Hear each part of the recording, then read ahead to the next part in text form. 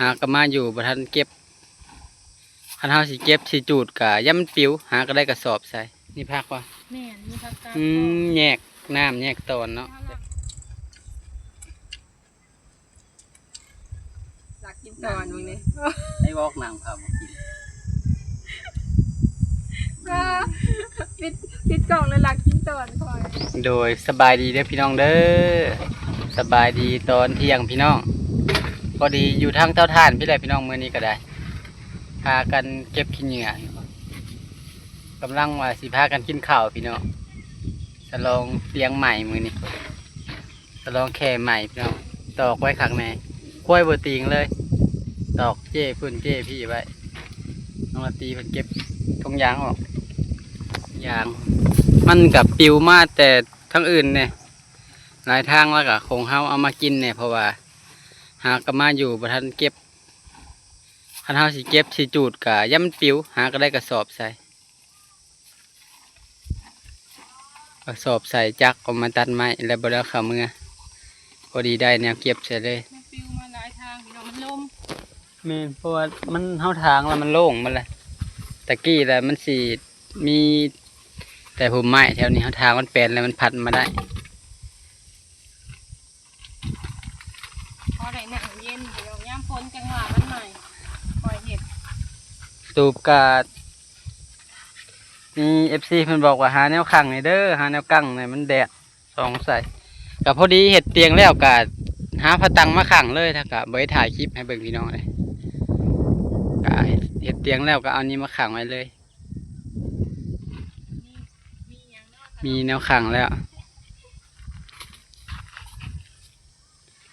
พอดีได้เดียวทั้งห้านพุ่นเลยพี่น้องเนี่ยมาฉลองเตียงใหม่ก็ได้จักมียังแน่พอดีน้องละตีเพิ่นไปซื้อ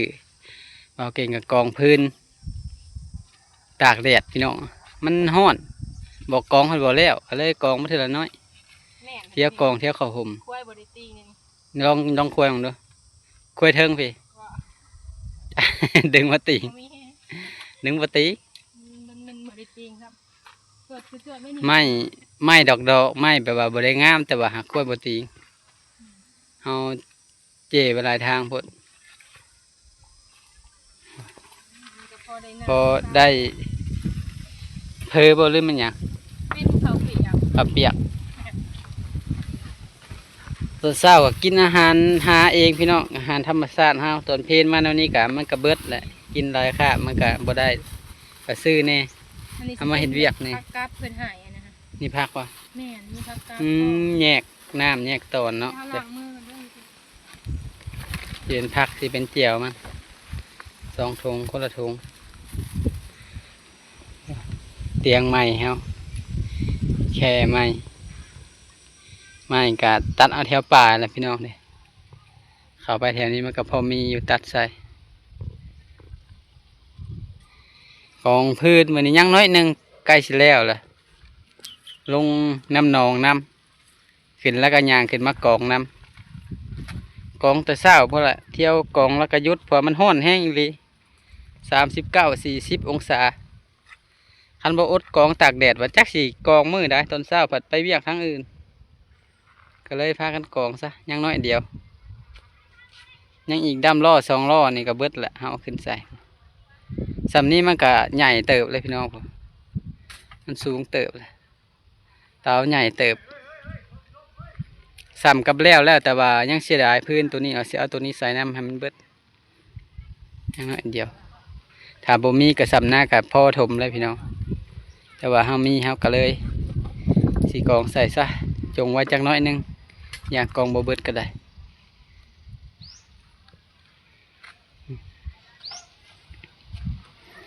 น้ำน้องลุ่มนะสิใช้แน่น้องเทิงนี่สิบ่ปานใดเพราะว่ามันเป็นขี้ตมแล้วเพิ่นลงตักน้ำมาหดทานหดหยังมันก็สิกวนแน่ก็เลยขุ่นมาพี่น้องบัดเอานำกันได้ข้าวเปียก2 ถุงถุงละเท่าไหร่ถุงละ30,000กี่เป็นเงินแต่30,000ประมาณเท่าไหร่40 บาทดอกแต่เท่าไหร่พี่น้องเขากับบ่ฮู้นี่บ่ค่อยได้รู้จักเงินไทยปานนั้น 20 บาทก็10,000 แม่น กว่าและ40 กลัวบ่ 40 บาทก็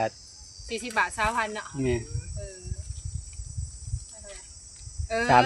50 บาท 50 บาท แม่นแหละ50 บาทพี่น้องโดนๆไปซื้อกินพี่น้องเอ้ยน้ำมันก็ขี่ไปขี่มาก็สิเปิดอยู่แล้วนี่ยังบ่ทันได้ไปใส่ซ้ำพี่น้องแบบนี้เลย ตกอยู่ประมาณ100นึง แม่น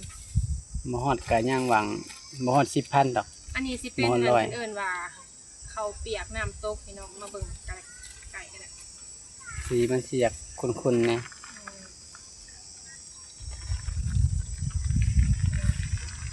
น้ำใสกับเป็นน้ำต้มกระดูกหมูนี่แหละ น้ำมันสิอยากสีขุ ตัว่ น น้อยโพด ๆนี่ยิงใส่ถ้วยน้ำเจ้านะ ออกกันเนาะ สีสันพี่น้องที่เป็นสีแบบนี้กับเปียกบ้านเฮา แม่นอันนี้เพิ่นชื่อกันว่าข้าวเปียกพี่น้องทางบ้านเรานะแล้วก็มีเพิ่นใหายหลายอย่างใดๆมีแนวปรุงเป็นหมักเทศอีหยังหั้นนะพี่น้องก็มีเบิดอยากใส่ก็ใส่ตามใจเขาหมักเลย แยกน้ำแยกตอนมาให้ อยู่ป่าพี่น้องวันนี้ก็ฉลองเตียงใหม่ ยิงแบบนี้แหละพี่น้อง ตัดไม้มาตอกใส่ แน่นๆได้พี่น้องเป็นเห็นว่าแบบนี้ก็ มันก็เฮ็ดงามมันก็เสียดายพี่น้องสำนี้ก็คือพออยู่แล้วแหละ เวลาเฮายักง่ายแล้วกันเนาะ นี่ ใช้ได้ ฝนตกฝนหยังก็ย่ามันดอกมันหยังทิ่มเสียดายก็เลยหาตัดเอาแถวป่าแล้วไม้ก็มาซิมมึงดูรสชาติเป็นจังได๋ มาเด้อพี่น้องเด้อกินข้าวนำกันเด้อพี่น้องสบายดีเด้อ มันใส่ชิ้นหยัง เส้นจีนหมูบ่หรือจีนงัวจีนงัว ย่างชิ้นงัวชิ้นควายนะ เพิ่นลวกแล้วก็เพิ่นใส่น้ำผักกับเพิ่นใหายหลายๆพี่น้องนี่ผักกับนะมาเด้อพี่น้องเด้อกินข้าวเปียกนำกันมื้อนี้ แล้วกะปิน้ำบ่ กินกับพี่เขา ลายสูงๆมา ยันมันเผ็ดเลยบ่ใส่หลาย เสียนะ สิกัดบ่ หมอหมกาดอกเฮ็ด ลองก่อน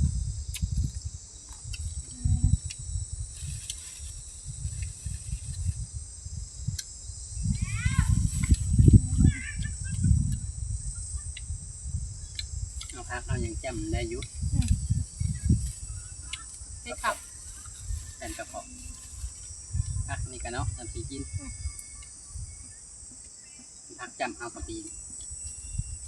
กินกินดอกเฮ็ด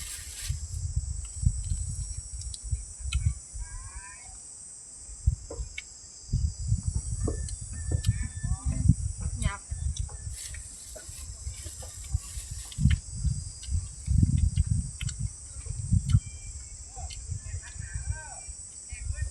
พอได้หนังเลยพี่น้องอันนี้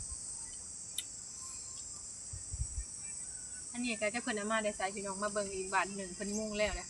เพิ่นแอมเทิง เอาโตเก่าตั้งแต่เขาเก็บฐานเด้ อ่ะคือในหันนะบอก มา สีดำมันสีย่างอยู่ในหันแล้ว ตัวบนนูกัดมันขาดเลย หมกเก็ตเป็นขึ้นหน่วยใหญ่แค่ ถ้าอยู่โดนไปกับนั่นนี่แหละพี่น้องก็มีบ่อนอยู่บ่อนหยังไป มาทำอิฐแล้วบ่มีแล้วจากสิทางสิเฮ็ดจากสิเบิ่งน้ำเต่า นี่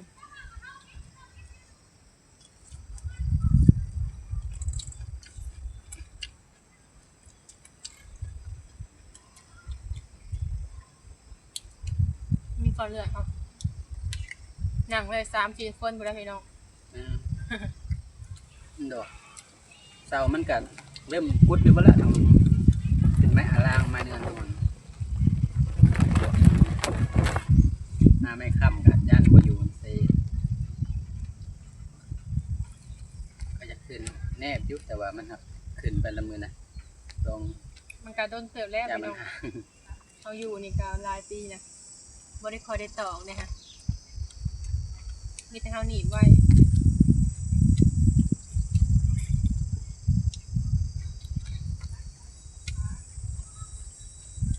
น้ำลมมาเนี่ยเต็มต่ำไปนอนบ่รับมันแต่มันนะแต่มันหักออกมาใส่ยาลังกะสีแต่ไม้เนี่ยบ่ย่านแล้ว ตั้งแต่ซีฟิวลงมาบอกลมสูงอยู่ยังเป็นตะย่านพี่น้อยคือในข่าวเนี่ย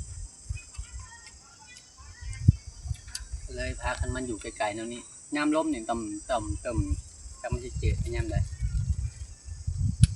ช่วงก่อนๆก็เรื่องของเอสากันอยู่ในนี่แล้วป่ะ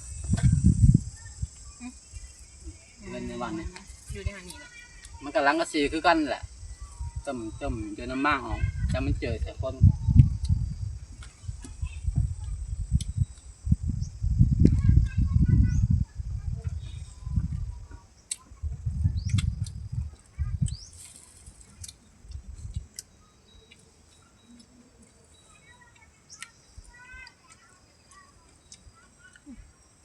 ก็เลือด น้ำตกกับน้ำใสราคาเดียวกันบ่ ราคาเดียวเราเป็นใส่น้ำอย่างกันแล้ว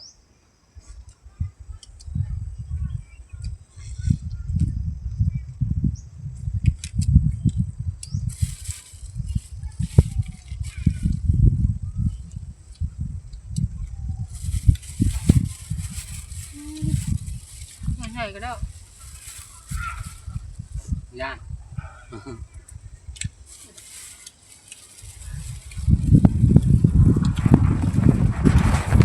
ใหญ่ใหญ่ร่มขับไปเลยพี่น้องเอ้ยใช่เนี่ยเนาะพอดีเขามีวางหนังแล้วกับมีน้ำพุงพอพี่น้องกะพออยู่ได้มาเห็นเบียกะก็ไปเก่ามาเก็บถ่านเนาะกะส้นอยู่ในพะย่างเลยพี่น้องพากันเก็บเลยนะกะเบิ้ลมือบ่ได้บังแดดเลยพักแม่นเข้ากับพากันเก็บถ่านลุยเก็บเลยนะพี่น้องบ่ได้พักเลย อากาศมันเปลี่ยนแปลงดูเลยก็เลยว่าพักผ่อนแน่นะพี่น้องคอยเฮ็ดบ่คือเก่าแล้ว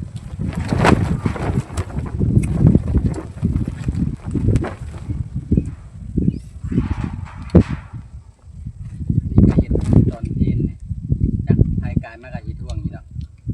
งานยันเป็นวินติดตากแดด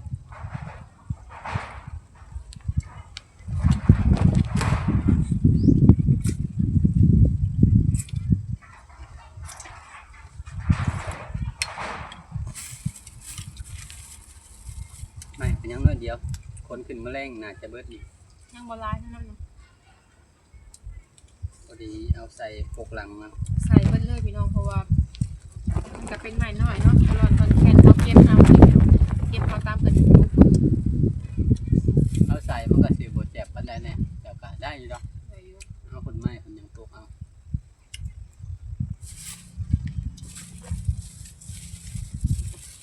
เก็บได้ซ้อนไปสิไปทุบไปละถิ่มแต่คือกองพื้นนี่ ย้อนบ่ใหม่ให้เก็บเสือละน้อยก็ซ่านี่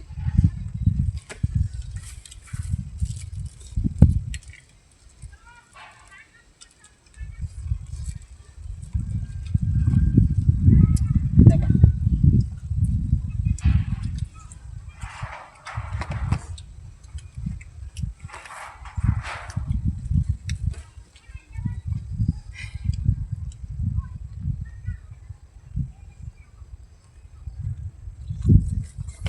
ไม่ถูกเบิ่งซ้ายบ่เคย อืม เคยใช้แต่เบิ่งปลา ยกบ่ กินเบิ่งขวาพอมันจับบ่วงก็บ่เคยอีกบัดนี้ซ้าย หรือว่าอยากเกาปากบ่ผักเลยพี่น้องเอ้ยได้นั่งเตียงใหม่เลยมื้อนี้กะ มาเฝ้าทานกะใครนี่ช่วงยามฝนนี่กะฟังเบิ่งพี่น้องว่าสิเฮ็ดแนวใดอีกเฮากับ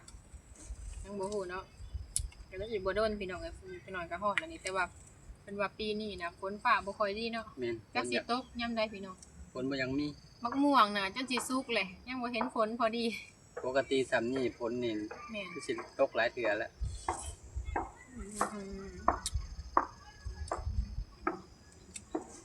มักม่วงก็จนเป็นแก่นไปเลย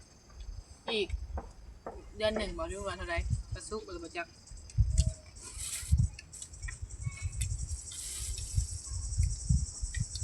มาดูการเปลี่ยนไปพี่น้องไอ้เบิร์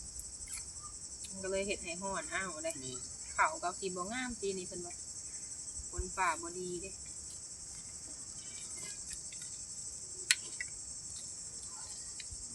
แต่ละมือก็มาอยู่พี่แล้วพี่น้องแล้วอย่างอื่นแล้วก็ได้เป็นยังดินเขา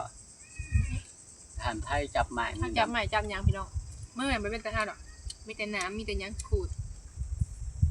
ไปหาอยู่หากินพี่น้องก็แบบนี้แหละ กองขึ้นกับซาซ่าเนี่ยเอาไปเห็ดกองก็ถือว่าใหญ่เติบ ให้เติ อั ม นเช่นน้อยแล้วปัดเพื่อนถ้าปัดอยู่ไกลเพื่อที่เที่ยวมาปัดสินอนอีกจะไหนจูดนอนเผสิบ่ได้อยู่คนเพื่อนเพื่อนปัดผู้เดียวกลางเพื่อนก็ได้ ก็ว่าคอยเห็ดไปพี่น้องไอ้แซมเอาเนาะจะหาอยู่หากินเนี่ยพี่น้องไอ้ใหญ่เวลาหาเฮาก็ได้ เขาเอาแบบเพื่อเดียวให้มันได้นอนเผาเท่านึงแล้วให้มันโจ๊กไปโดนๆเนี่ยพื้นหันเบิดเพื่อหาพื้นได้คันสีพื้นกองหลายๆนี่เฝ้าเท่าน้อยก็เต็มที่ออกมานอนเผาอยู่แล้ว ทายฐานเตานี่ก่อนพี่น้องพังเบิ่งเนาะว่าสิได้จากเปาพี่น้องไงทารุ่นเบิ่งเนาะอยากได้น้ำมันเนี่ยพี่น้องสิซื้อน้ำมันไว้ถ้าขายทานได้ฮะนะเพราะว่ามันกับยังบ่ฮู้ว่าสิคือเก่าหรือบ่พี่น้องไอ้การค้าขายกันเนาะบางทีก็อาจจะบ่มีผู้ซื้อเพราะว่าบ่เห็นมีคนมาซื้อแถวนี้เนาะเงียบๆเขาก็คอยเผาไปปัดเผาแล้วพุ่นแหละพี่น้องจังว่ากันไหม เอาแล้วถ้าท่านขายกัน แม่น เด็กกองไว้นี่เที่ยวออกมาเบิ่งอะไรพี่น้องกายมากกับมาเบิ่งตากับบ่ได้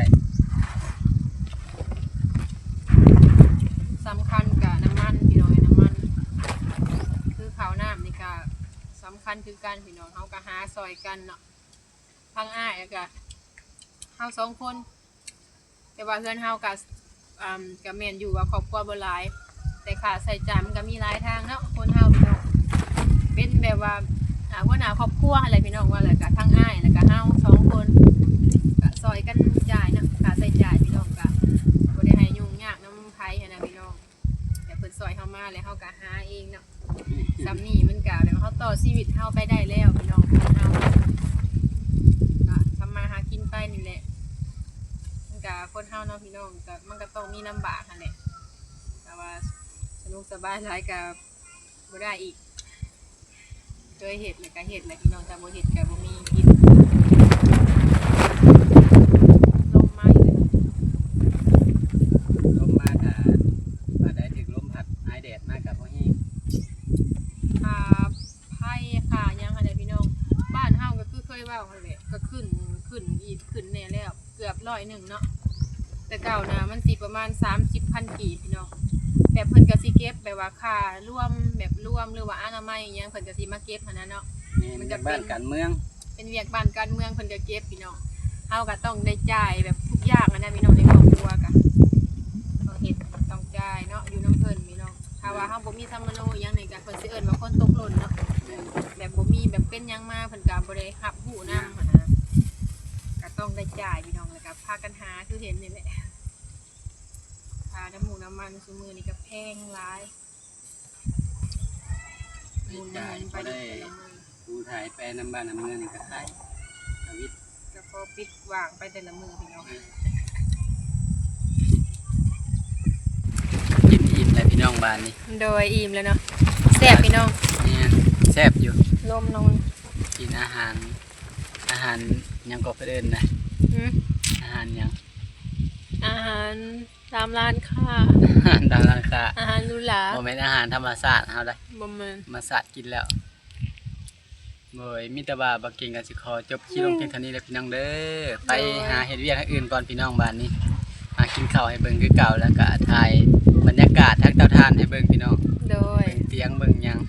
เตียง โด ให ย ม่ สำหรับคลิปนี้ก็ขอกล่าวคำว่าสบายดีเด้อพี่น้องเด้อ โดยสบายดีบ๊ายบาย